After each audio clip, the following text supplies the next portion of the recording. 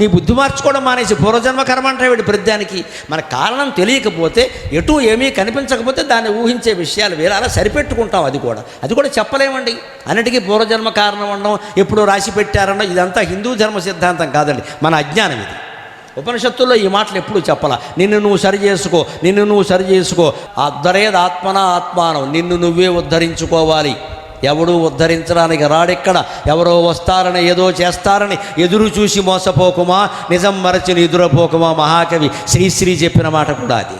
ఎవరో వస్తారో ఏదో చేస్తారనుకోవడం పొరపాటు, నీకు నువ్వు చేసుకోవలసింది. నా ఆత్మానం అవసాదయేత్, నిన్ను నువ్వు తగ్గించి మాట్లాడుకోవద్దు. ఎప్పుడు పెంచి వద్దు, తగ్గించి వద్దు. నువ్వేమిటో నువ్వు తెలుసుకో, నీ సామర్థ్యం. ఎవరైనా ఒక పని అప్పగిస్తే నువ్వు చేయగలిగితే చేస్తానని చెప్పు, లేకపోతే నా వల్ల కాదని చెప్పు. అన్ని పనులు నెత్తినేసుకోవడం, అసలు పనులు మానేయడం, షుగర్, మధుమేహం, రక్తపోటు తెచ్చుకోవడం, ఏమన్నా అంటే నాకు కొంచెం మొహమాటం, ఎవరన్నా అడిగితే